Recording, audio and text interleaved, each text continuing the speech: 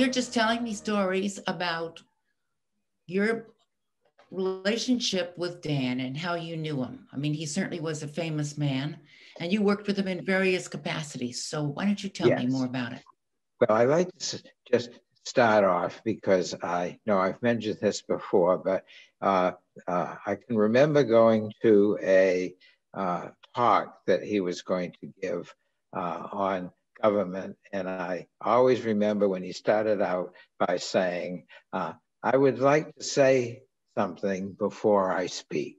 And that was that the sense of humor that he had throughout everything. There was always this underlying sense of humor. And although I certainly knew of Dan when he became the director, the first director of the Kennedy Library, and I know that he was in the Kennedy administration and things that when he was on the school committee. But when I really got to know Dan was when he became a selectman. And in those days, until this past year, it was selectman. I know it's now select board, but I probably will be mentioning selectman. And at the time was in 1993, the Lexington Board of Selectmen suffered two terrible losses. Two of the selectmen died, Jackie Smith and Jack Edison. And so there was an election and there were three new selectmen. There was Betty Edison, who took her husband's place, Dan Busa, and Dan Fenn. And they, I believe, were the two incumbents at that time were Leo McSweeney and Bill Daley. And one of the things that, I was the lawyer, the town council for the town of Lexington. And in those days, until not too many years ago, but in those days, the selectmen felt it was necessary for the town council to go to every one of their scheduled meetings. And so lucky you. I sat at the table up there on almost every single Monday night. Wow. Except in the summer when it was every other night with the selectmen. So I did get to know, and that's when I really got to know Dan Fenn and that little underlying sense of humor. So some of the things that I remember and his time as a selectman, Lexington and many of the cities and towns in Massachusetts, it wasn't a Democrat or a Republican. It was nonpartisan. And Dan was very insistent, I think, that it be, and tried to keep it nonpartisan. But somebody would say, and it's true, that selectmen in those days were probably thought of as either liberal or conservative. Yeah. And one of the things that right at the very beginning, because he had been on the school committee, was that he wanted the selectmen to work more closely with the school committee and the schools. And I think he was one of the people who was responsible for all the years. Unlike many other towns in Massachusetts, there wasn't this great infighting between the schools and the rest of the government of the town.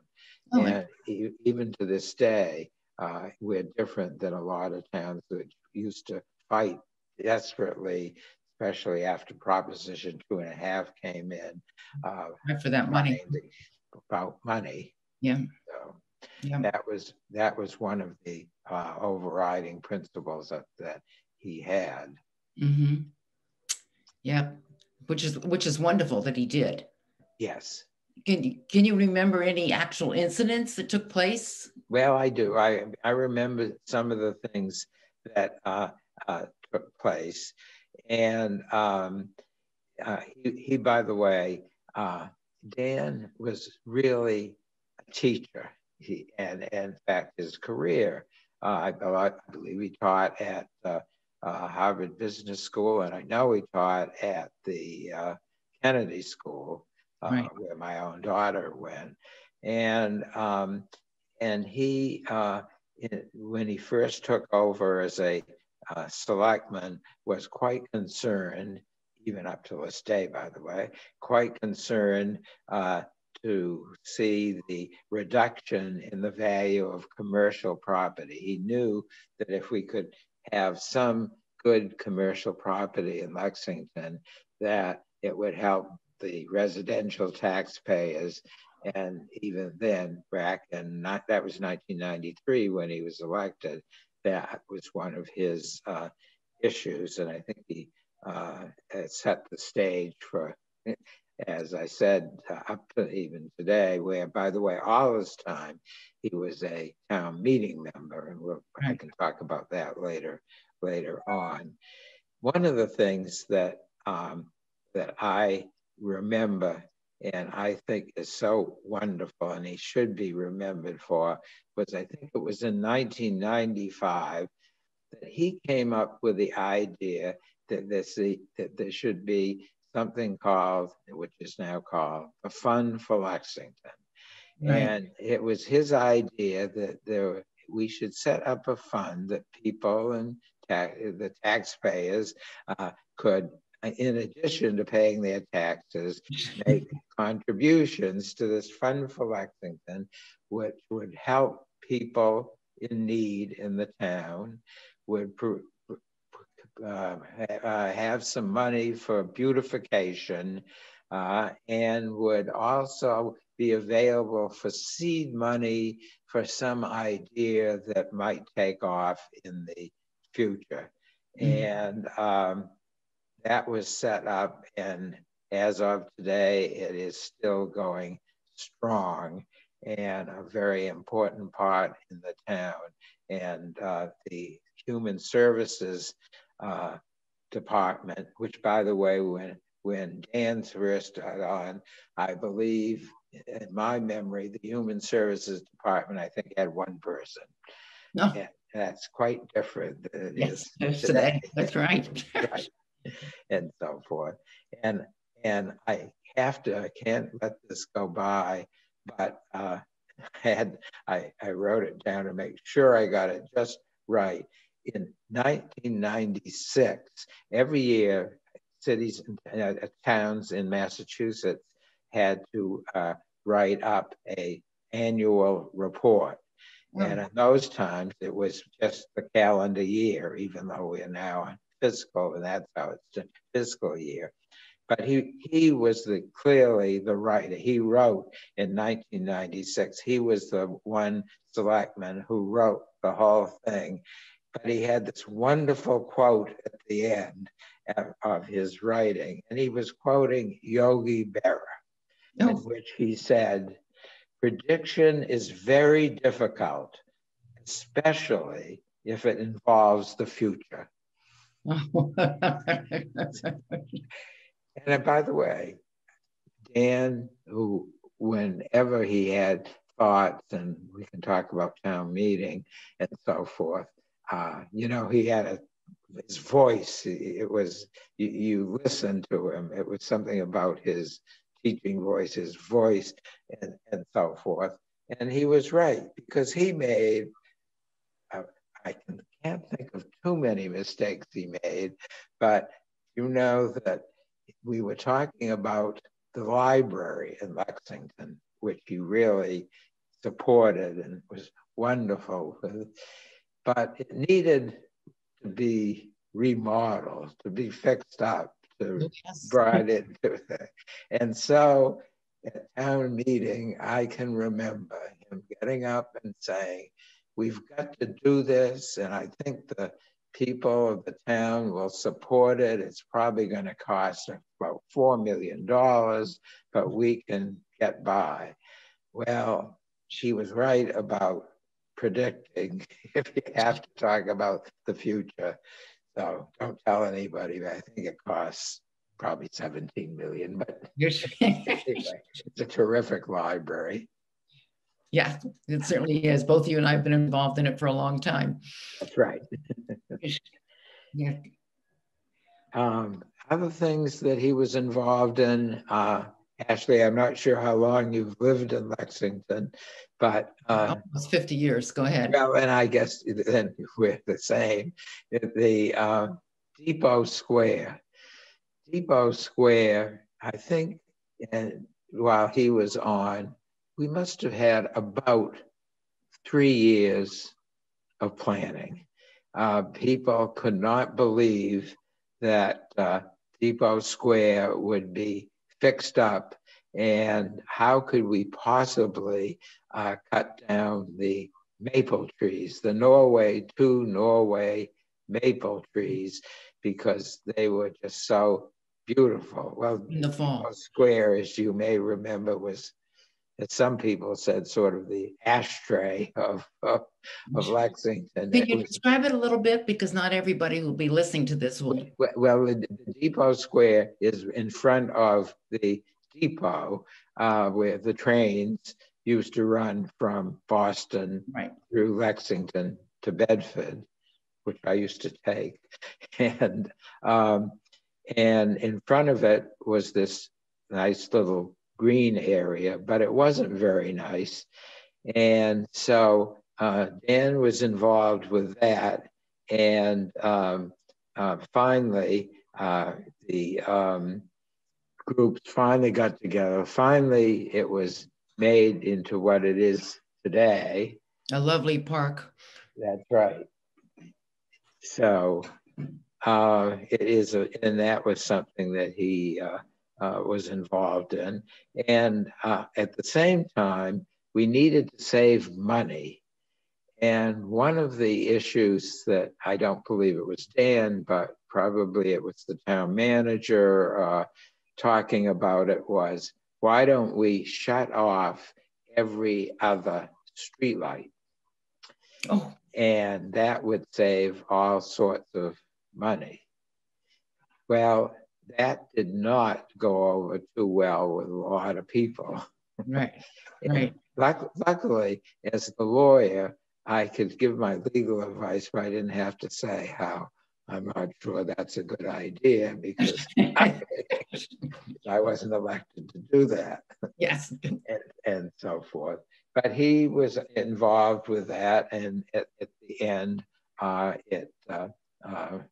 guess we did shut off some of them, but luckily we survived. And I think the last thing that on his term, he had 2 terms in Lexington, selectmen elected for 3-year terms, and I believe he had 2-year terms. And we were after what was known as Proposition 2.5. I think people, most people know what that is now. 2.5 came in. There was really a lot of issues, and the selectmen were divided. They certainly were. There was the issue of whether you could come up with if you had to override 2.5 to get more tax money, whether you should go out for a question, shall we raise another $5 million or whatever, or should we go out with, as some towns did, I know that at least one town that I'm familiar with had 30 questions on the ballot. Should we give $10 to the DPW? Should we give an extra $25 to the health department? I mean, 30 different questions. So that was one. But our selectmen were divided about that. And when the schools came up with an override for them, it was for the high schools, fixing up the high school, the 2 middle schools, and 1 elementary school. the majority of the selectmen, which did not include Dan, decided that that was much too much, and Dan did not on that one prevail, and unfortunately it did fail. The override failed, and then the as I remember it, the selectmen who thought the other one was too much came with one to get rid of the elementary school part of it and just do the 3 schools. And of course, as everybody knows, hindsight is sometimes much better than when you're there. It cost us probably more to build the elementary school, but that was, again, I think. Yeah, we have some beautiful elementary schools. That's for sure. I think that was Dan's thought about it too. Yeah, it's amazing. Now you mentioned early on that you worked with them. Did you on the historic commission or committee? He was on the school committee, and I must say, in Massachusetts at that time, and probably it is the same now, the school committee could have its own lawyer. And so as town council, I did not get involved, my firm didn't get involved very much with the schools, although 2 or 3 of their most important lawsuits and issues, we did get involved. But I don't have a good memory of Dan on the school committee, other than that he was a member and what was going on in the schools. Okay. And what was he like? You said that he had a compelling way of speaking and a wonderful voice. Did the humor always come through? You've mentioned several examples. Well, I mean, not always, but even in contentious and with something that was really contentious, he could always put a sort of a little smile on your face. As a town meeting member, and of course, as years went on, and he became a 90-year-old and a 95-year-old, and people just really admired him so, and he had strong views and he expressed them, and I thought it was just terrific. The last town meetings that we've had, of course, have been virtual and all, and you had to go on the computer, and he was there and still making good points and really with it. So just really respected, very much respected person. Also sounds like he almost had charisma. He did. The way you attracted people to him. Yes, and by the way, I one of the questions that we might just talk about briefly, I think he had a lot to do, with Hanscom Field was something in the town. People were really very worried that they were going to expand, and there would be a second Boston airport, so forth. And he was very active in that. And with the other Lincoln and Concord and Bedford, he was active in that, in trying to make sure that the towns were protected and that it did not become just a second Logan Airport. Right. And, so he really thought out things and was looked to for leadership in some of these projects. That is correct. That is correct. Yes. Yeah. Do you have any last memories of him, or? Well, because I do remember that he loved Lex, the restaurant that was in the center. And whenever I went there with people or something, almost always I saw Dan Fenn there. Oh. And everybody knew him. Oh, sure. Yeah. Well, he was quite a person in Lexington. People knew him for years and what he had done and so forth. Yes. Yeah. You were lucky to have worked with him. I certainly was, yes. Right. And when you think about it, Harry was a teacher at Harvard and all of that. And I always remember, by the way, when he first took over, and I told you about the 3 people that got elected because 2 Right. people had died and so forth. But at that election, one incumbent selectman decided not to run. It was Paul Marshall, and Paul Marshall was a full professor at Harvard Business School. Right. So Right. I the knew Paul. selectmen really attracted some highly educated, but almost every selectman was just terrific. Yes. So it must have been fun to work with them all. Well, I thank you for your memories today of Dan. And if you come up with any others, feel free to call. We'll see if we can wedge them in. Very good. And thank you for taking the time. We appreciate it.